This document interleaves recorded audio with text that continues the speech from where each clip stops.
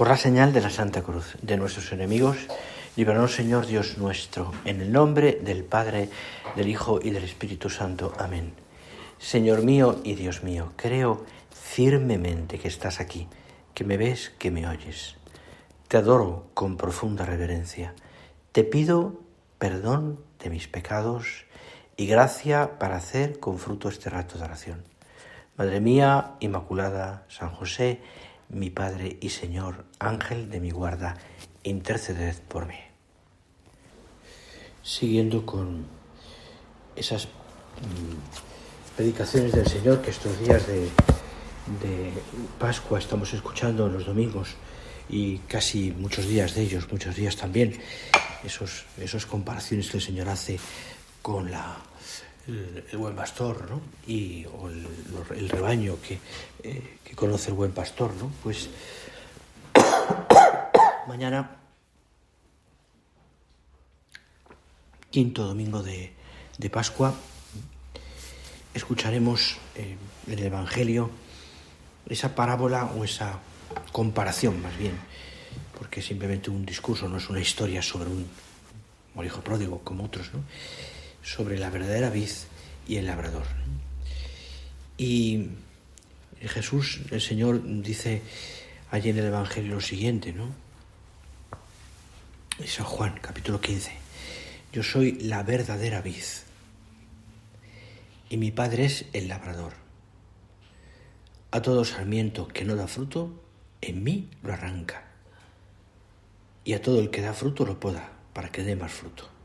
Labor propia de un labrador. Propia labor de quien conoce cuándo puede dar fruto una vid, cuándo no, qué hay que hacer, en qué temporadas, etcétera, ¿no? Depende del año, la lluvia, no la lluvia, etcétera. Porque sabe, por otra parte, que de ese trabajo suyo pues sale el buen vino, pues salen las ganancias que necesita para vivir. Y por tanto, hay que podar a veces para que dé más fruto incluso.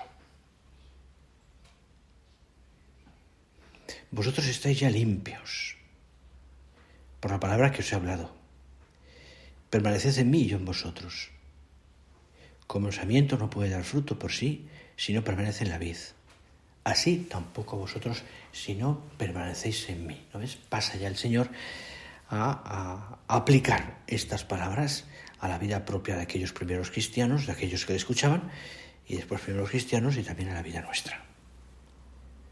Unidos a la vid, unidos a Cristo. Dar fruto a través de esa unión con Cristo, permanecer en mí. Porque el que permanece en mí, dice más adelante, y yo en él, ese da fruto abundante. Porque sin mí no podéis hacer nada. Fíjate que hemos escuchado estas palabras muchas veces, ¿eh? Y nos cuesta no entenderlo, sino vivirlo. Sabemos que es así, pero nos cuesta. La necesidad que tenemos nosotros, y seguimos ya, mañana también tú con más detenimiento podrás recordar este Evangelio y la lectura y hacer alguna retoración sobre eso. La necesidad que tenemos, ¿no?, de permanecer en Dios, de estar unidos a Él. Quizás el paso del tiempo y la vida misma, la experiencia, los años, nos hace que son una gran sabiduría, por otra parte, nos dan una gran sabiduría, nos dan una ciencia de muchas cosas, nos han hecho comprender, seguramente,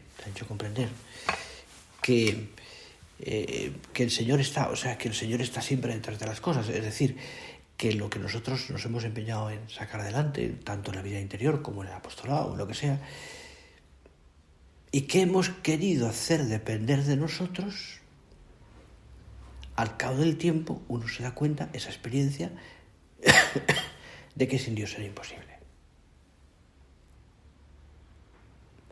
De que sin el Señor no es posible.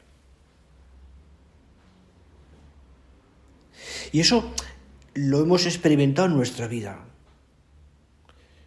Pero no solamente por una necesidad perentoria, es decir, Señor, necesito de ti, si no, no puedo hacer nada, sino porque hasta en las cosas más pequeñas, Dios, que nos ama, que nos conoce y nos ama profundamente, sabe perfectamente qué es lo que necesitamos en cada momento. Y muchas veces, o frecuentemente, lo que Dios espera, nos pide, es que esperemos. O que aprendamos a sufrir. O que vivamos durante una temporada, pues quizás a contrapelo. Es verdad que a nosotros eso nos cuesta entenderlo y aceptarlo sobre todo. Pero pensando en la providencia divina y pensando en Dios que nos ama, como te digo, como Padre, uno al cabo del tiempo, insisto, se da cuenta de que qué razón tenía Dios, por así decirlo. Es decir, cómo el Señor me llevó y cómo el Señor ha hecho siempre en mi vida las cosas bien. Aquellos primeros hombres cristianos, quiero decir, lo acordaremos dentro de unos días, cuando Jesús se va, después de aquellos 40 días maravillosos, con Cristo resucitado entre ellos, se quedan desasistidos. Es verdad que los ángeles les animan y que ellos entienden también pues que tienen que seguir porque las cosas pasan. Tienen que esperar al Espíritu Santo, 10 días después, que es donde ya se renueva la fe suya y donde empieza ya la vida de la Iglesia con más intensidad. Pero ¿cómo se quedan? Es con esa idea, ¿no?, que estamos hablando de me quedo sin Dios, o sea, me quedo sin su presencia. Me falta algo, me faltas tú, Señor.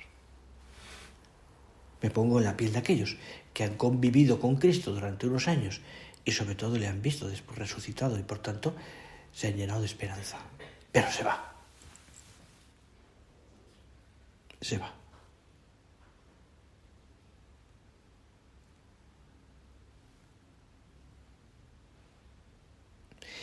Y no tenían una situación fácil, Estaban rodeados de un mundo pagano que no aceptaría la fe, es decir, que no entendería el más que la fe, el modus vivendi de aquellos hombres. Y lo que creen. Acuérdate de aquel discurso de Pablo después ante el gobernador, que le habla de la resurrección y le habla de la castidad, y el hombre aquel se asusta, o sea, no entiende nada. Ni en la fe ni en la moral. El mundo era así. De alguna manera hay semejanzas en el nuestro ahora mismo. Y ellos se ven sin eso, ¿no? O sea, ante un mundo así, ¿qué hacemos?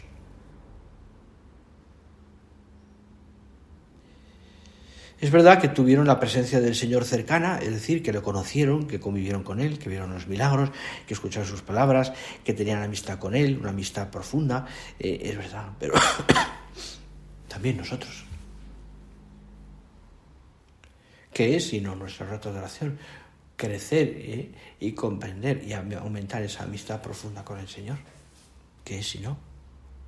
¿Qué es sino la comunión de todos los días, donde tú recibes al Señor, tú y yo recibimos al Señor, y donde nos alimentamos de ese Dios al que queremos tanto y sobre todo con el que podemos hablar, tratar, amar?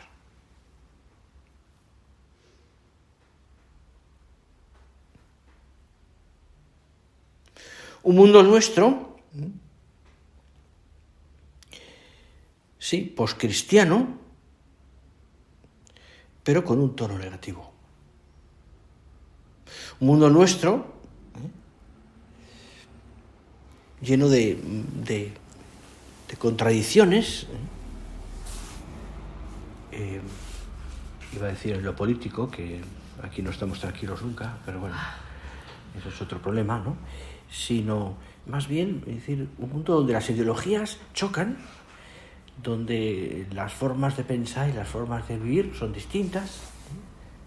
Un mundo difícil, donde se nos insiste, y eso es una labor que la obra está haciendo desde hace ya muchísimos años, en crecer en formación, es decir, en tener unos conocimientos profundos de nuestra fe y en saber para poder defenderla y sobre todo para poder transmitirla adecuadamente a quien nos escucha.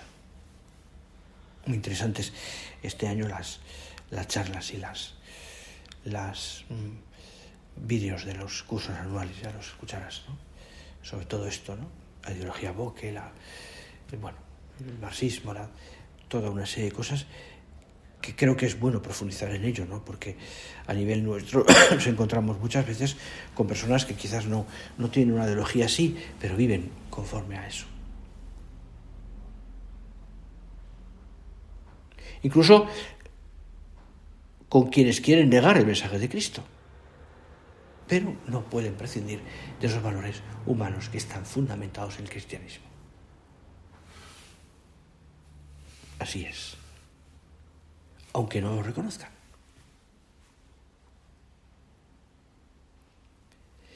Y mi pregunta que me hago en este rato de oración, pensando en esto, Cristo, la vid, los sarmientos, unidos a Él, lo que hablábamos antes, aquellos primeros cristianos, se va Cristo, se quedan desasistidos, desolados, pero enseguida se dan cuenta, ¿qué hacen aquellos hombres? ¿Qué podemos hacer tú y yo también ahora, en este mundo que nos rodea?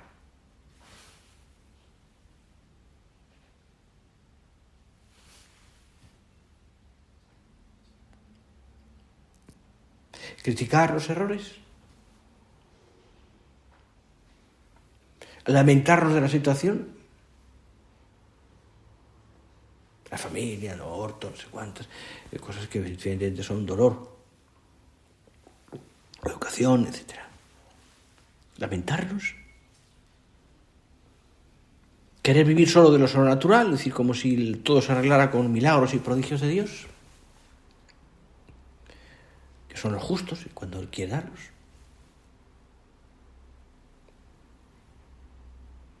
¿Resignarnos?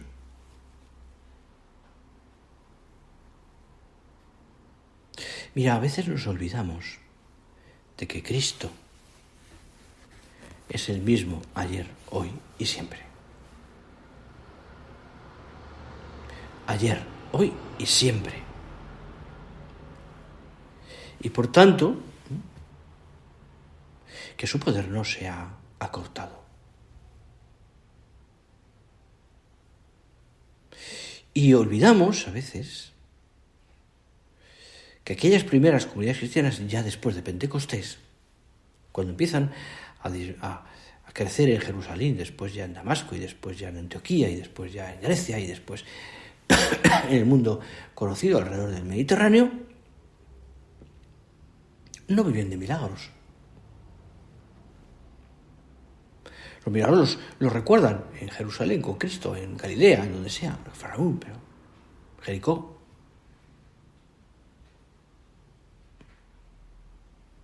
Es verdad que el Señor actúa a través de los apóstoles y de algunos primeros cristianos también con signos extraordinarios, pero pocos. No son lo fundamental. La vida no está llena de signos extraordinarios. No. Sino que es la fe y el amor hacia Cristo, la unión con Cristo. Los sarmientos unidos a la vid, la que hace que ese prodigio de la fe se vaya extendiendo y vaya impregnando la cultura y vaya cambiando corazones y vaya formando generaciones tras generaciones, de padres a hijos,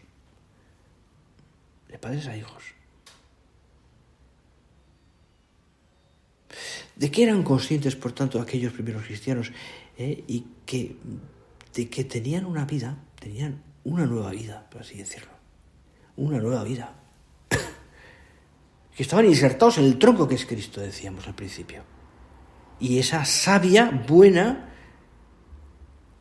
a través especialmente de los sacramentos, les daba una nueva vida. el hecho sencillo y sublime del bautismo, por ejemplo, les hace vivir una nueva realidad. Ayer lo leía en un texto que tuve que trabajar un poco más, pues esto, ¿no? Cómo el bautismo nos cambia. No solamente nos quita el pecado original, sino que nos inserta en la Iglesia como cuerpo místico de Cristo y por tanto nos hace también miembros y nos beneficiamos de tantas cosas, ¿no? Y cambia ontológicamente nuestro ser. Somos Cristo. Somos Cristo. Por tanto, depositario y partícipe del amor del Señor por nosotros. Dios, y estas son las cosas que ellos entienden como muy claras y que nosotros tendríamos que entender también para vivir junto a la vid, que Dios habita en mí. Dios habita en mí. Y por tanto,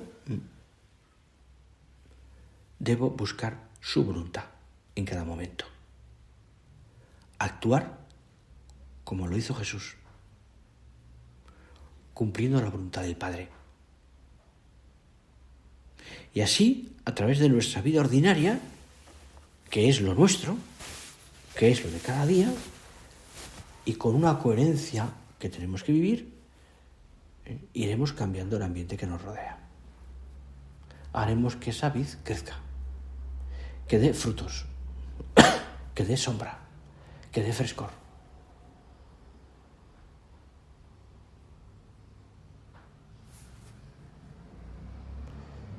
Por tanto, pensarlo, ¿no?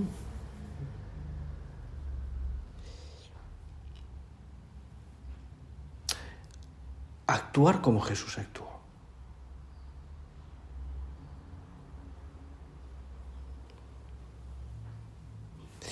Ellos entienden que esa unión con el Señor, aquellos primeros cristianos, se va extendiendo, o sea, se la van viviendo, la van transmitiendo, la van comunicando. Les hablan a aquellos hombres que no habían escuchado nunca hablar de Jesús, les hablan de Jesús como Dios, como Dios en la tierra, les hablan de la vida cristiana y les enseñan a rezar. El hombre por sí mismo entendía lo que es elevar el corazón a Dios, a la deidad, o como se puede decir. Entendía porque el hombre sin Dios no puede vivir. Es verdad que muchos hombres pues identificaron las fuerzas de la naturaleza con Dios, o incluso animales, o incluso, no sé, cosas un poco absurdas, ¿no?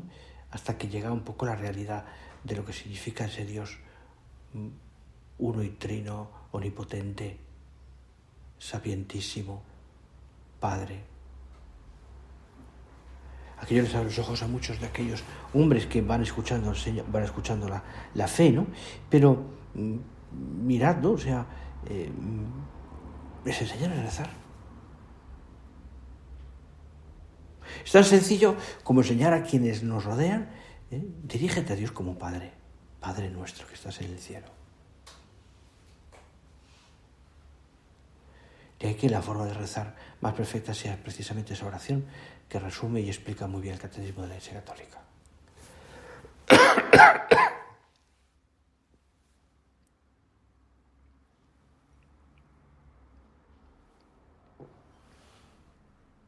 Y así viven conforme a ello. Y nos enseñan a nosotros. Daban gracias a Dios, dice algunos textos de aquellos primeros siglos, puestos de rodillas. Oraban 3 veces al día el Padre Nuestro, pero no una repetición de palabras. Son textos, son ideas sacadas de esos textos, ¿no? Sino que lo desgranan. Hay bastantes comentarios de los padres de la Iglesia sobre el Padre Nuestro, explicándolo y relacionándolo con la vida ordinaria. Entienden que orar es ser hijos de Dios y orar como hijos de Dios, que no se quedaba en una realidad abstracta, sino que influía continuamente en sus vidas, en su familia, en su trabajo, en todo. Eran hombres orantes, ahí donde está, como decía aquel decreto de virtudes heroicas de nuestro Padre, itinerantes contemplativos, decía. ¿Te acuerdas? Itinerantes contemplativos. Así somos nosotros. La oración nuestra no es un escape, no es un rato de estar descansando en el oratorio o yo sé, o dejando en paz nuestra alma, no, está unida perfectamente a nuestra vida.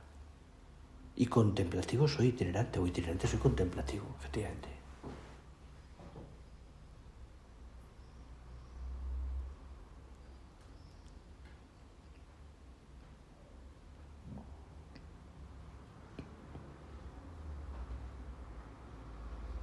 Pedían por sus enemigos.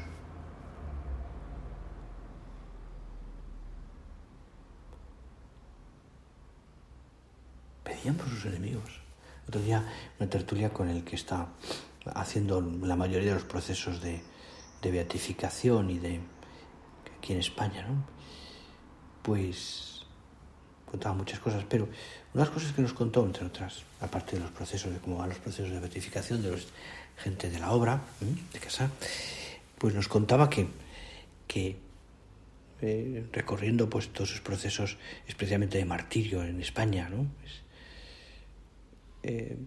Pues tenían testimonio de que más del 80 o 90% de quienes habían muerto martirialmente, especialmente en la guerra de España y antes también, más del 80% habían muerto perdonando a quienes les estaban asesinando. Y hay testimonios espeluznantes, muy dramáticos, impresionantes, ¿no? Decía, ¿no? Pero esto es una confirmación más del sentido de nuestra fe, es decir, de rezar por los enemigos, como Cristo en la cruz, de no juzgar a los demás, de amar a quien nos hace daño. Es muy fuerte, ¿eh? Claro, eso es un testimonio, decía, contundente para que aquella persona sea declarada mártir. Mártir por la fe.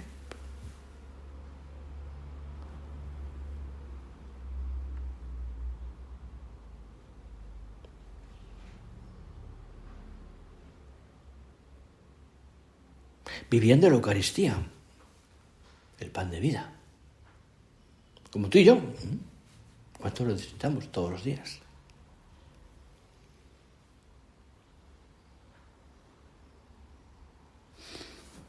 Practicaban el ayuno. La Eucaristía, el pan de vida, ocupaba un lugar muy privilegiado en sus vidas, ¿no? Porque tenían que estar unidos al Señor, a la vid, evidentemente. Tenían que estar unidos a la vid. Y para ellos era importantísimo que en esa unión con Cristo pudieran recibirle, comerle. De hecho, se pone, aunque tenemos testimonios muchas veces de esas misas, el día del sol, el día de las dominicales, el día del Señor, se pone enseguida en la vida de la Iglesia la frecuencia de la comunión y de la misa diaria, ¿no?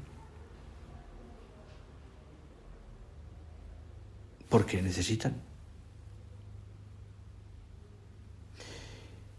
Incluso con ayunos, recordarás, si lo hemos estudiado, lo hemos leído, que a veces eran larguísimos, incomodidades, ¿no?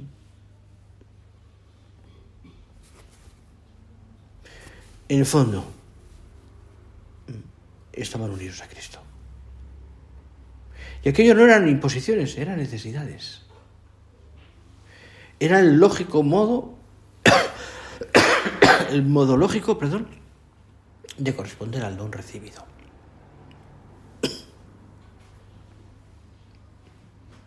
Y todo, además,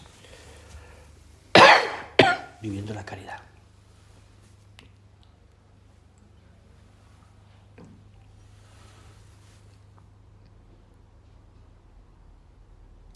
Es impresionante, ¿no? Pues ya podríamos, no quiero alargar mucho, pero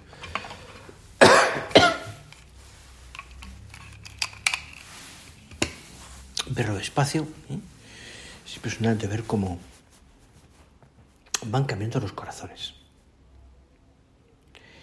de aquellos de quienes les rodean. Y lo hacen a través de la fuerza de la caridad. Las conversiones son siempre fruto de la caridad. De querer a los demás. No se puede olvidar, ¿no?, que el mandamiento nuevo es el que es. Y que, por tanto, a la hora de transmitir nuestra fe, lo que tenemos que transmitir es nuestra caridad, el amor de Dios. El amor del Señor. Incluso en las incomprensiones, incluso en los momentos en los que parece que todo se tambalea, o que la gente no responde, o que lo que sea.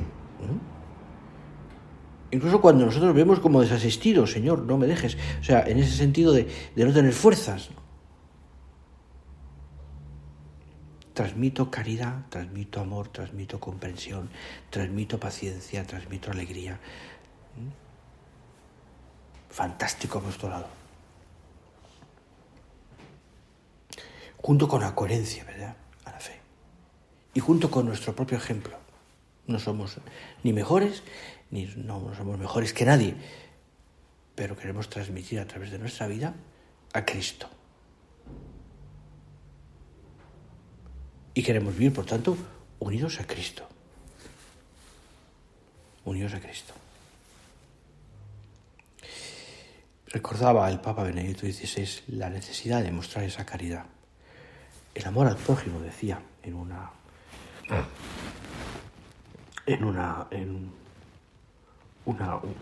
de sus discursos. Dice: el amor al prójimo, enraizado en el amor a Dios, es ante todo una tarea de cada fiel. ¿Qué tarea más apasionante? Amor que los primeros cristianos, además, manifestaron con tantas cosas: su honradez, su preocupación social, su vida limpia, su amistad, su lealtad, su coherencia. Vamos a pedir al Señor todo esto. Que nosotros que vivamos también esa necesidad de Dios a través de la unión con Él. La unión con Él, en tantas cosas. Que fundamentemos nuestra obra apostólica especialmente en eso, ¿no? En eso que te decía, ¿no? La fundamentemos en eso, ¿no? Aquí, junto al Señor. ¿Cuántos ratos de oración o de contemplación tuyos delante del sagrario serán ya eficaces de por sí? Para una charla que vas a recibir, para un círculo que vas a dar, para una conversación con una amiga, para lo que sea, para un rato de vida de familia. Lo pongo aquí delante de ti, Señor. Yo ven contigo. ¿Cuánto fruto tenemos que sacar? Cómo tenemos que exprimir, ¿no?, todos los frutos que la Eucaristía nos da cada día. Y que son un beneficio maravilloso. Donde tenemos que destilar la gracia, de alguna manera, por así decirlo. La gracia, destilar también, para que necesitamos, Señor, vivir de esa fuerza que tú me das a través de este misterio eucarístico. Unidos a Cristo, la vid y los sarmientos, siempre.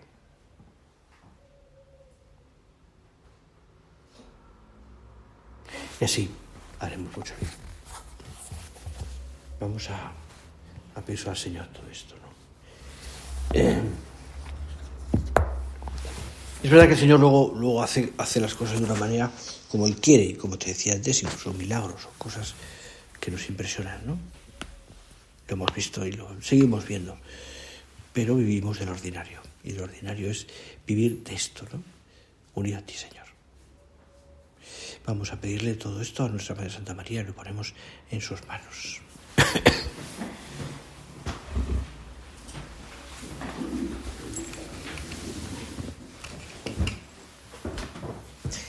Te doy gracias, Dios mío, por los buenos propósitos, afectos, inspiraciones que me has comunicado en esta meditación. Te pido ayuda para ponerlos por obra, Madre mía Inmaculada, San José, mi Padre y Señor. Ángel de mi guarda, interceded por mí.